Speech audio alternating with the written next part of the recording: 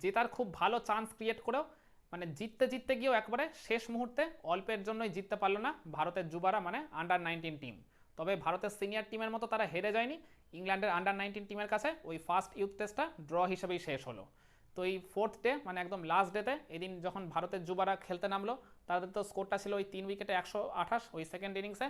ওই জায়গা থেকে মানে ফোর্থ উইকেটে একটা পার্টনারশিপ গড়ে উঠেছিল বিহান মালোত্রা আর আমাদের এই বাঙালি অভিজ্ঞান কুণ্ডুর মধ্যে। 52 রানের একটা বেশ জুটি গড়ে উঠেছিল ভালো। ওই জায়গায় বিহান মালোত্রা তিনি মূলত রান তোলার কাজটা করছিলেন, তিনি 63 রানের একটা বেশ ফ্যান্টাস্টিক ইনিংস খেলে গেছেন। তো তিনি যখন আউট হলেন তখন মানে ভারতের স্কোরটা দেখাচ্ছে ওই জায়গায় 4 উইকেটে 171। এরপরে কিন্তু বলতে পারেন একটা অল অফ আ সাডেন ওই ইন্ডিয়ান আন্ডার 19 টিমে একটা ব্যাটিং কোল্যাপস হয়ে যায়। মানে বিহান মালোত্রা আউট হওয়ার ঠিক 2 ওভারের মধ্যেই আমাদের অভিজ্ঞান কুণ্ডু আউট হয়ে যান। তিনি বেশি রান করতে পারেননি, হয়তো 11 রান করেছেন, কিন্তু ওই বিহান মালোত্রাকে উইকেটের এক পাশ থেকে সাপোর্ট দিয়ে তিনি যেভাবে আর কি মানে ওই মানে সাপোর্টিভ রোলটা প্লে করেছেন বা ওই তাকে বড় শট খেলার সুযোগ করে দিয়ে রান তোলার কাজটা আর কি যে ইজি করে দিয়েছেন, সেটাই আর কি বলতে গেলে অনেক। তো এরপর ওই মানে বললাম অভিজ্ঞান কুণ্ড যখন আউট হয়ে যান 5টা উইকেট চলে যায় ভারতের আন্ডার 19 টিমের। এরপর ওই রাহুল কুমার তিনিও কিন্তু খুব বেশি সাপোর্ট দিতে পারেননি, তিনিও মাত্র 11 করেছেন।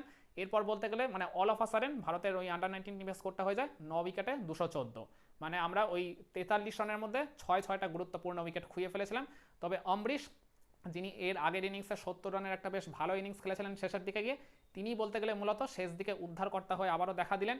তো তার ওই একটা 53 রানের ব্রিলিয়ান্ট ইনিংসের জন্য আর শেষ উইকেটে ওই টেল এন্ডারকে সঙ্গে নিয়ে তিনি একটা 34 রানের বেশ ভালো পার্টনারশিপ গড়ে তুলেছিলেন, যে কারণে 9 উইকেটে 214 থেকে ভারতের আন্ডার 19 টিম তাদের সেকেন্ড ইনিংসের টোটালটাকে নিয়ে যায় 248-এ।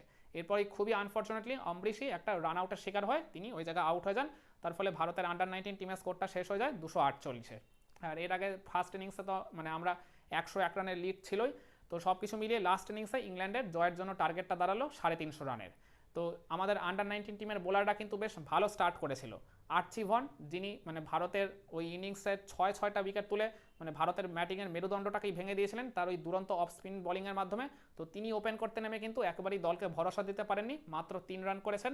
তার উইকেটটা তুলে নিয়েছিলেন ওই দীপেশ দেবেন্দ্রন। দুই জায়গায় 17 রানের মাথায় ইংল্যান্ডের আন্ডার 19 টিম প্রথম উইকেটটা খোয়ায়। এরপর কিন্তু একটা বেশ 30 রানের পার্টনারশিপ গড়ে উঠেছিল ওই তাদের ক্যাপ্টেন হামজা শেখ আর আরেক ওপেনার ডেনলির মধ্যে। কিন্তু এই জুটিটাকে ভাঙন ধরান 11 নম্বর ওভারে এসে ওই অমরিশ। তিনি ব্যাট হাতে ভালো ছন্দে থাকার পাশাপাশি বল হাতেও কিন্তু নিয়মিত উইকেট তুলছেন। ভবিষ্যতে কিন্তু তার ওই পেস বোলিং অলরাউন্ডার হয়ে ওঠার একটা বেশ ভালো সম্ভাবনা রয়েছে, যিনি সব ফরম্যাটেই দাপিয়ে খেলতে পারেন। তো 47 রানের মাথায় ইংল্যান্ডের আন্ডার 19 টিম যখন সেকেন্ড উইকেটটা খোয়ায়, আর এর ঠিক পরে পরে ওই রকি ফ্লিন্টফ তিনিও কিন্তু বেশ ভালো স্টার্ট পেয়েছিলেন, দুইটা বাউন্ডারি মেরে 11টা রান করেও ফেলেছিলেন, কিন্তু 62 রানের মাথায় তিনিও আর কি নিজের উইকেটটা খুঁয়ে ফেলেন। 62তে 3 হয়ে গিয়ে ইংল্যান্ডের আন্ডার 19 টিম বেশ ভালো মতো চাপে পড়ে যায়। কিন্তু এরপরই বলতে গেলে ফোর্থ উইকেটে একটা পার্টনারশিপ গড়ে উঠলো ওই হামজা শেখ আর ওই বেন মাইসের মধ্যে। 119 রানের এই জুটিটাই বলতে পারেন ইংল্যান্ডকে ম্যাচেও যেমন বেশ ভালোভাবে কামব্যাক করালো, ইভেন তারা ওই মাঝে যে 29টা ওভার ব্যাটিং করলেন এখানেই বলতে গেলে টাইমটা অনেকটা ওয়েস্ট করে দিলেন তারা। কারণ এই এতগুলো ওভার যদি তারা ব্যাটিং না করতেন তাহলে ভারতের আন্ডার 19 টিম যেভাবে আর কি ম্যাচটাকে শেষ পর্যন্ত ধরে ফেলেছিল, জয়টা কিন্তু তাদের এক প্রকার নিশ্চিত ছিলই। তো যাই হোক, এদের মধ্যেই 119 রানের জুটিটার সৌজন্যেই বলতে পারেন ইংল্যান্ডের ওই আন্ডার 19 টিমের স্কোরটা 62তে 3 থেকে পৌঁছে যায় 181-তে। ওই জায়গায় বেন মায়েস 51 রানের একটা বেশ ভালো চমৎকার ইনিংস তিনি খেলে গেছেন। আর অপরদিকে হামজা শেখও তিনি প্রায় তখন সেঞ্চুরির মুখেই দাঁড়িয়েছিলেন, কিন্তু এই জুটিটাকেও ভাঙন ধরেছিলেন ওই RS অমরিশ। তো তিনি যখন ওই বেন মায়েসের উইকেটটা তুলে নিলেন, ইংল্যান্ডের আন্ডার 19 টিমের স্কোরটা হয়ে গেল 4 উইকেটে 181। এরপর আবারও একটা পার্টনারশিপ গড়ে উঠলো পঞ্চম উইকেটে ওই মানে ওডিআই ক্যাপ্টেন থমাস রিউ আর টেস্ট ক্যাপ্টেন এই হামজা শেখের মধ্যে। তো এই জুটিটা যখন মানে গড়ে উঠলো শুরুর দিকেই ওই হামজা শেখ নিজের সেঞ্চুরিটা কমপ্লিট করে নিয়েছিলেন, একটা চমৎকার ইনিংস তিনি ডেলিভার করেছেন 112 রানের। আর এই জুটিতে রান তোলার মূল কাজটাই করছিলেন ওই থমাস রিউ। একটা মানে বিধ্বংসী ইনিংস তিনি খেলেছেন, 50 তো করেই এসছেন, মাত্র 35 বলে তিনি নিজের হাফ সেঞ্চুরিটা কমপ্লিট করেছিলেন। আর এইখানে বলতে গেলে একটা রান আউটে ওই জায়গার কি মানে খুবই আনফর্চুনেটলি নিজের উইকেটটা খুঁয়ে ফেলেন ওই মানে ইংল্যান্ডের এই টেস্ট টিমের ক্যাপ্টেন হামজা শেখ।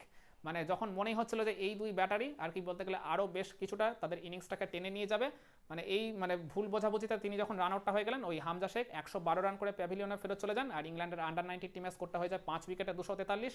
আর এর ঠিক পরে পরেই আরও একটা উইকেট খুঁয়ে ফেলে ইংল্যান্ডের আন্ডার 19 টিম ওই মানে আবারও একটা ভুল বোঝাবুঝিতেই ওই থমাস রিউয়ের জন্যই বলতে গেলে আর একটা রান আউটের শিকার হয়।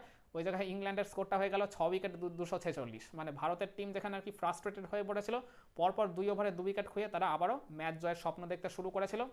আর বলতে গেলে এর ঠিক পরে পরেই ওই 50টা যখন পেয়ে গেছিলেন থমাস রিউ, 50 পাওয়ার একদম পরে পরেই তিনিও নিজের উইকেটটা খুঁয়ে ফেলেন। তখন ইংল্যান্ডের আন্ডার 19 টিমের স্কোরটা হয়ে গেছিল 7 উইকেটে 258। তখনও কিন্তু ম্যাচে 11 থেকে 12টা ওভার মতো বাকি ছিল, আর ম্যাচ জয়ের একটা বেশ ভালো মতো চান্স তখন ক্রিয়েট হয়ে গেছিলো মানে ইন্ডিয়ান আন্ডার-19 টিমের জন্য। তখনও তাদের ওই 90-এর উপর রান বাকি ছিল, হাতে আর মাত্র 3টা উইকেট। তখন ওভারওয়েলমিং ফেভারিট টিম ইন্ডিয়া, কিন্তু এই জায়গায় ওই শেষের দিকে র্যালফি অ্যালবার্ট আর আরেক ব্যাটারের সৌজন্যে মানে ওরা একবারে দাঁতে দাঁত চেপে লড়াই করলো। ওই 67টা বল তারা ফেস করেছে, মাত্র 12 রানেরই একটা পার্টনারশিপ গড়ে উঠেছিল, কিন্তু ওই ডিফেন্ড করে করে করে করে ইন্ডিয়ার মানে বোলারদের এগেনস্টে তারা যে একবারে প্রাচীরটা গড়ে তুললো, সেটাই আর শেষ পর্যন্ত ভাঙতে পারেননি আমাদের বোলাররা। তো যার কারণে ওই 63 ওভার মতো খেলা হলো ঠিকই, তবে 270 রানে 7 উইকেট খুঁয়ে ইংল্যান্ডের আন্ডার-19 টিম তাদের সেকেন্ড ইনিংসের টোটালটাকে শেষ করে। তো এটা যেহেতু 4 দিনের টেস্ট ম্যাচ, তো সেই কারণে এইখানে আর কি শেষ হতে বাধ্য হলো। পঞ্চম দিন যদি খেলাটা হতো তাহলে ডেফিনেটলি ভারতের আন্ডার-19 টিমের জয়টা যে এক প্রকার নিশ্চিত ছিল সেটা কিন্তু বলাই বাহুল্য। ওভারঅল দেখতে গেলে ভারতের আন্ডার-19 টিম ইংল্যান্ডের আন্ডার-19 টিমের চাইতে প্রত্যেকটা ডিপার্টমেন্টেই যথেষ্ট বেটার পারফরমেন্স করেছেন, ডমিনেটও করেছেন বলা চলে। এখনও একটা ইউথ টেস্ট বাকি রয়েছে, যেটা আগামী সপ্তাহ থেকেই শুরু হবে। আশা করছি আমাদের যুব দল এই আন্ডার-19 টিম ওই টেস্ট ম্যাচটায় অন্তত এই স্বাগতিক ইংল্যান্ডকে হারিয়ে ওডিআই সিরিজের মতো টেস্ট সিরিজেও জয় তুলে আনবে অন্তত 1-0 ব্যবধানে। তো যাই হোক, এখনও একটা টেস্ট ম্যাচ বাকি রয়েছে, ওই সেকেন্ড ইউথ টেস্ট, যেটা আগামী সপ্তাহ থেকেই শুরু হবে। তো এই ম্যাচটা জয়ের খুব কাছাকাছি গিয়েও যখন জিততে পারলো না ভারতের যুবারা, সব রকম তারা চেষ্টা করেছিল।